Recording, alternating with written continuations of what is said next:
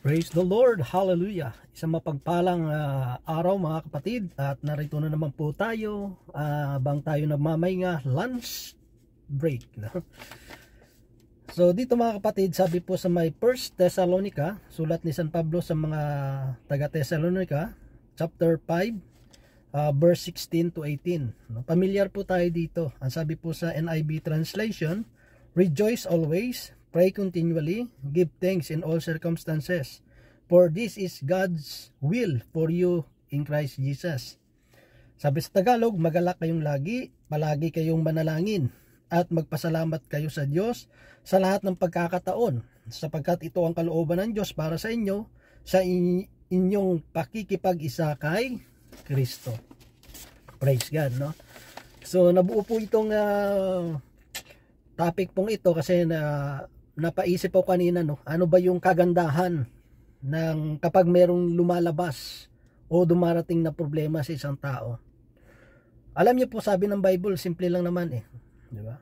In all circumstances, sa lahat na nangyayari sa buhay natin, maganda man o hindi sa paningin natin, dapat natin itong ipagpasalamat. Dapat tayong magalak, dapat tayo sabi doon, rejoice, no? Tayo ay manalangin at magpasalamat sa Kanya sa lahat na nangyayari sa buhay natin.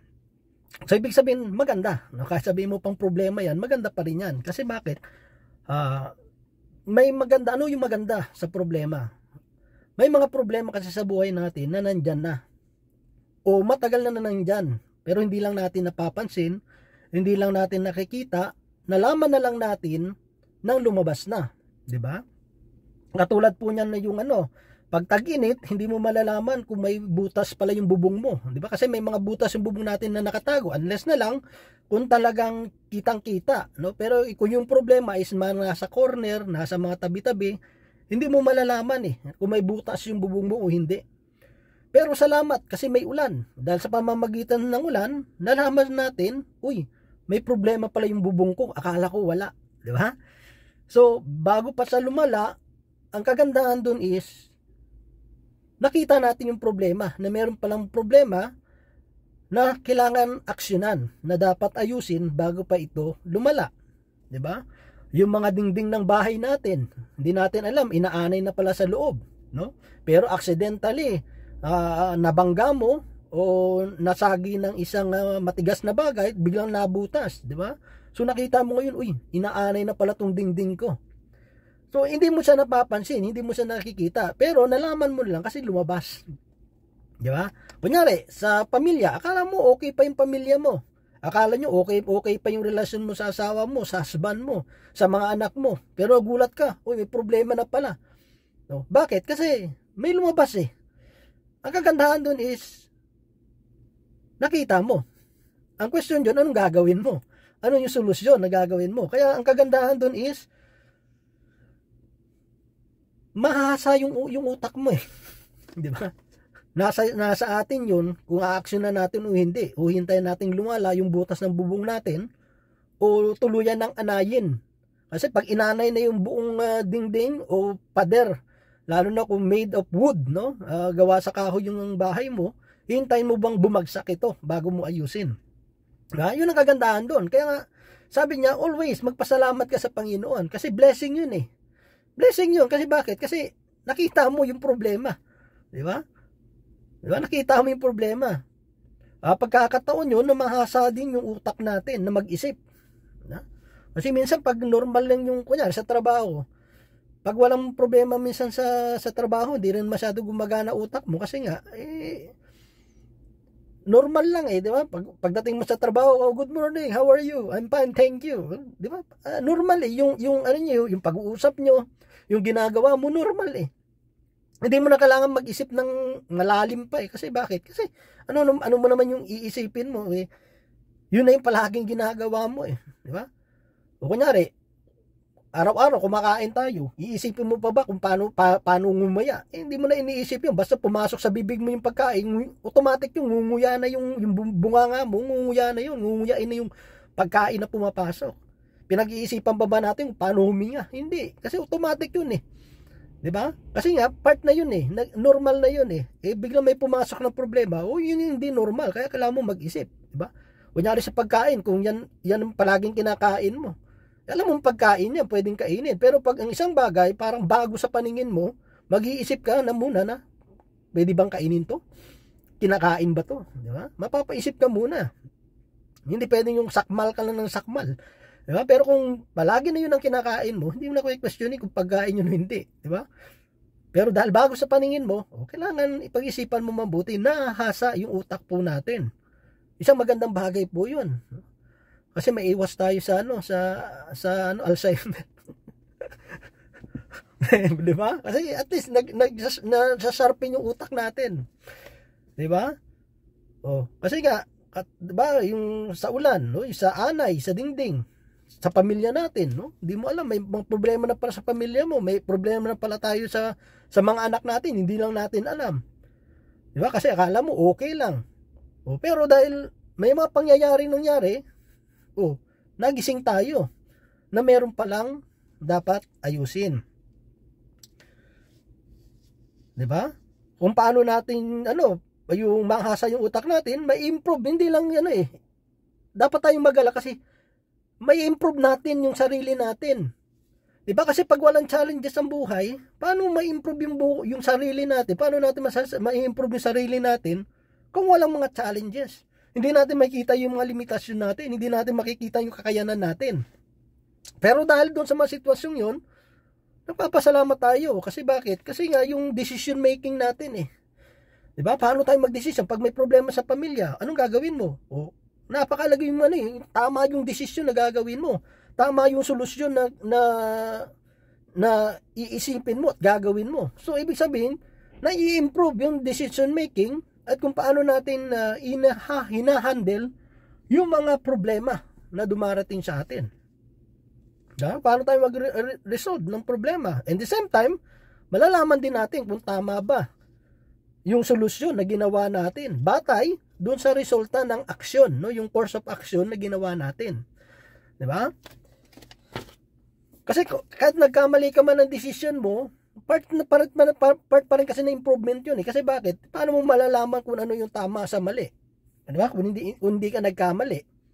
'Di ba? Sa exam, paano mo malalaman na mali pala yung sagot ko? Kala mo 'yun ang tamang sagot, kaya nga 'yun ang sinagot mo Pero kung nang nalaman may mali pala, at least may room of improvement. Na mali pala ako, Yung acceptance 'yun Yung pagtanggap natin kung dahil sa problema 'yun, nagkamali man tayo ng desisyon, pero it's a part pa rin ng improvement 'yun kasi bakit? Naitatama natin. Yung mga bagay, yung mga pagkakamali na nagagawa din natin. So, may kita natin, kaya nga sabi niya rejoice magalak kayong lagi, Pray continually. Bakit tayo magalak? Kasi ano man yung pinagdaraanan natin sa buhay natin, nasabi naman ng Bible hindi naman pahintulot ng Diyos yan na hindi natin kaya. Kaya nga rejoice Pagkakataon yun Kasi minsan pinasasalamatan lang natin, nagre-rejoice lang tayo pag may mga magagandang nangyayari sa buhay natin, di ba?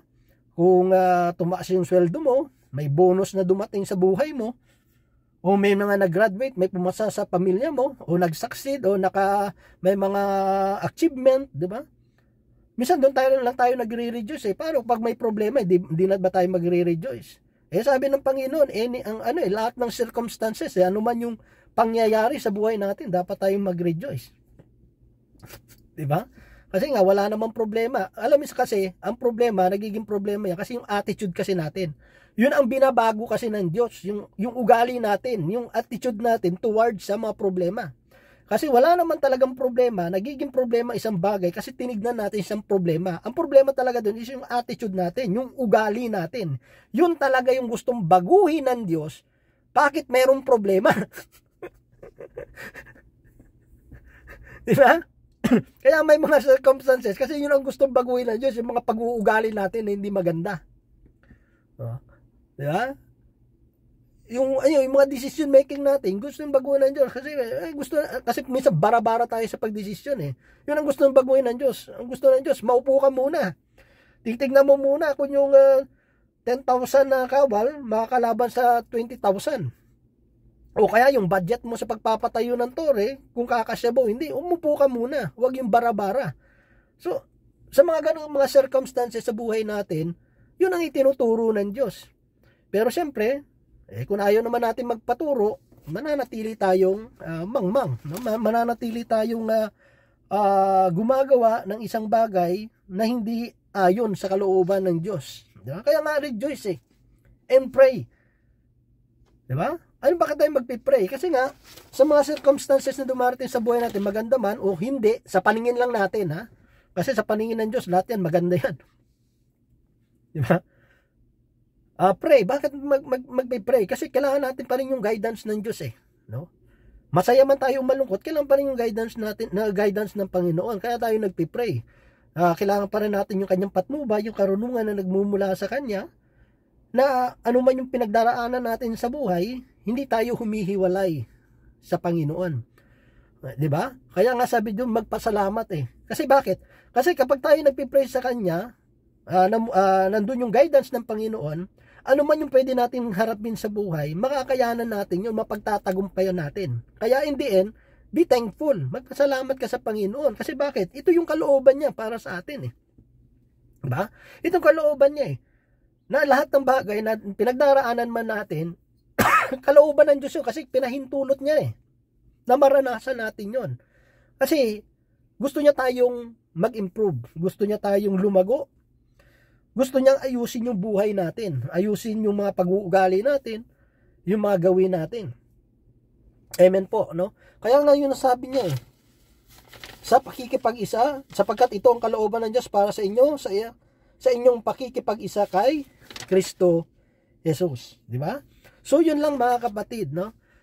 Kasi naisip ko, no, ano ba yung kagandahan ng problema? So talaga may maganda talagang naidudulot, no? So yun lamang mga kapatid, na tayo ano man ating pinagdaraanan, we need to be, sabi doon is mag-rejoice, magalak, manalangin palagi, and the same time be grateful, no? Thankful sa Panginoon. At nawa ang Diyos patuloy magpala sa bawat isa po sa atin, anuman po ating pinagdaraanan sa buhay.